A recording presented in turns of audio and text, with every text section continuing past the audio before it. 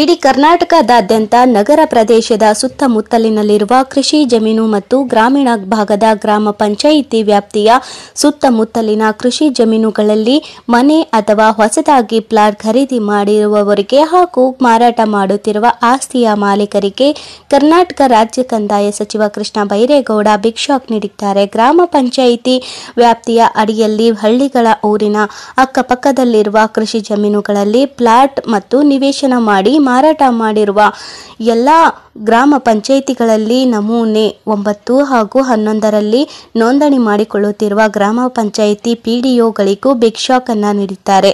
ನೀವೇನಾದರೂ ಹಳ್ಳಿಯ ಊರಿನಲ್ಲಿ ಅಕ್ಕಪಕ್ಕದಲ್ಲಿ ಜಮೀನುಗಳಲ್ಲಿ ಪ್ಲಾಟ್ ಖರೀದಿ ಮಾಡಿದ್ರೆ ಅಥವಾ ನಗರ ಪ್ರದೇಶದ ಸಿಟಿ ಪಕ್ಕದಲ್ಲಿರುವ ಕೃಷಿ ಜಮೀನುಗಳಲ್ಲಿ ಹೊಸ ಪ್ಲಾಟ್ ಖರೀದಿ ಮಾಡಿದ್ರೆ ತಪ್ಪದೆ ವಿಡಿಯೋವನ್ನು ಕೊನೆವರೆಗೂ ನೋಡಿ. ಈಗಾಗಲೇ ರಾಜ್ಯದಲ್ಲಿ ಗ್ರಾಮ ಪಂಚಾಯಿತಿ ವ್ಯಾಪ್ತಿಯ ಅಡಿಯಲ್ಲಿ ಹಳ್ಳಿಯಲ್ಲಿರುವ ಊರಿನ ಅಕ್ಕಪಕ್ಕದಲ್ಲಿರುವ ಜಮೀನುಗಳಲ್ಲಿ ಹೊಸ ಪ್ಲಾಟ್ ಮಾಡಿ ಅಲ್ಲಿನ ಆಸ್ತಿಯ ಮಾಲೀಕರು ಮಾರಾಟ ಮಾಡಿರುತ್ತಾರೆ.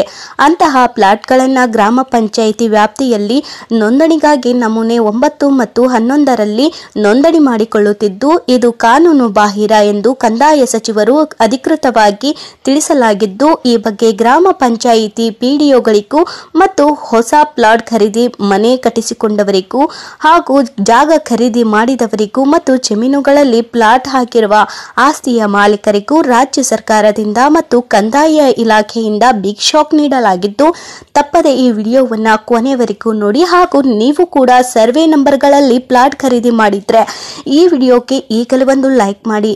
ಕಂದಾಯ ಇಲಾಖೆಯ ಸರ್ವೆ ನಂಬರ್ಗಳ ಜಮೀನುಗಳಿಗೆ ನಮೂನೆ 9, 11 ನೀಡುತ್ತಿರುವ ಗ್ರಾಮ ಪಂಚಾಯಿತಿಗಳ ಪಿಡಿಒಗಳ ವಿರುದ್ಧ ಕ್ರಿಮಿನಲ್ ಕೇಸ್ ದಾಖಲಿಸುವಂತೆ ಕಂದಾಯ ಸಚಿವ ಕೃಷ್ಣ ಬೈರೇಗೌಡ ಅವರು ಆದೇಶಿಸಿದ್ದಾರೆ. ಸರ್ವೆ ನಂಬರ್ನ ಭೂಮಿಗಳಿಗೆ ಪಿಡಿಒಗಳಿಗೆ 9, 11 ನಮೂನೆ ನೀಡುವುದಾದರೆ ಕಂದಾಯ ಇಲಾಖೆ ಏಕೆ ಇರಬೇಕು? ಬಾಗಿಲು ಮುಚ್ಚಿಕೊಂಡು ಹೋಗಿ ಎಂದು ಕಿಡಿಕಾರಿದರು.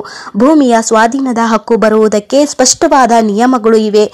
ಖಾಸಗಿ ಜಮೀನಾದರೆ ದಾನ ರೂಪದಲ್ಲಿ ಇರಬೇಕು ಅಥವಾ ಖರೀದಿ ಮಾಡಿರಬೇಕು.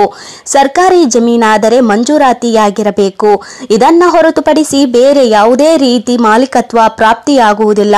ಗ್ರಾಮ ಪಂಚಾಯಿತಿ ಪಿಡಿಒಗಳು 9, 11 ನಮೂನೆಯ ಮೂಲಕ ಭೂಮಾಲೀಕತ್ವ ನೀಡುವುದನ್ನು ಕಂದಾಯ ಇಲಾಖೆ ಒಪ್ಪಿಕೊಳ್ಳಲು ಹೇಗೆ ಸಾಧ್ಯ ಎಂದು ಪ್ರಶ್ನಿಸಿದರು. ಜನರಿಗೂ ಸಮಸ್ಯೆ ಅರ್ಥವಾಗುವುದಿಲ್ಲ. ಲಂಚ ಕೊಟ್ಟು 9, 11 ನಮೂನೆ ಮಾಡಿಸಿಕೊಳ್ಳಿರುತ್ತಾರೆ.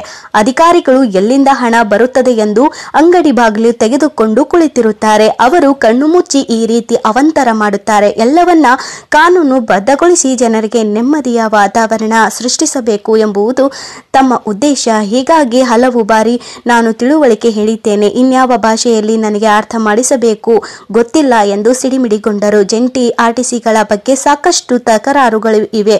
ಅವುಗಳನ್ನು ಪ್ರತ್ಯೇಕಗೊಳಿಸಿ ಪುಡಿ ಮುಕ್ತ ಅಭಿಯಾನದಲ್ಲಿ ಸಂಬಂಧಪಟ್ಟ ಮಾಲೀಕರಿಗೆ ಹಕ್ಕುಪತ್ರವನ್ನ ಮಾಡಿಕೊಡಲಾಗುವುದು ಇಲಾಖೆ ಉದ್ದೇಶ. ಜಂಟಿ ಸರ್ವೆ ನಂಬರ್ಗಳನ್ನು ಹಾಗೆ ಬಿಟ್ಟು ಬಿಡಲು ಸಾಧ್ಯವಿಲ್ಲ. ಈ ಬಗ್ಗೆ ಎಲ್ಲರೂ ಎಚ್ಚರಿಕೆಯಿಂದ ಇರಬೇಕು. ಬಡವರಿಗೆ ಹಕ್ಕು ಪತ್ರ ನೀಡಲು ತಕರಾರು ಮಾಡುವುದು ಸರಿಯಲ್ಲ ಎಂದರು. ಸ್ನೇಹಿತರೆ, ಕೃಷಿ ಭೂಮಿಯಲ್ಲಿ ಅಂದರೆ ಸರ್ವೆ ನಂಬರ್ನ ಹೊಲದಲ್ಲಿ ಪ್ಲಾಟ್ ಹಾಕಿದ್ರೆ ಅದು ಕಾನೂನು ಬಾಹಿರ ಆಗೋ ಸಾಧ್ಯತೆ ಇದ್ದೇ ಇರುತ್ತದೆ. ಇಂತಹ ಭೂಮಿಗೆ ನಾನಾ ಅಧಿಕಾರಿಗಳ ಅನುಮತಿ ಬೇಕು. ಇಲ್ಲದಿದ್ದರೆ ಜಂಟಿ ನೋಟಿಸ್ ಬರುವುದು ಖಚಿತ. ಪ್ಲಾಟ್ ಖರೀದಿದವರು form number 911 RTE DCP approval ಇದೆಯಾ ಅಂತಹ ದಾಖಲೆಗಳನ್ನು ಚೆಕ್ ಮಾಡಿಕೊಳ್ಳಿ. ಇಲ್ಲದಿದ್ದರೆ ನೆಲೆ ಬದಲಾಗೋ ಡೇಂಜರ್ ಕೂಡ ಇದ್ದೇ ಇರುತ್ತದೆ. ಸರಿ ನೋಡಿಕೊಂಡು ಹೂಡಿಕೆಯನ್ನ ಮಾಡಿ ಸ್ನೇಹಿತರೆ.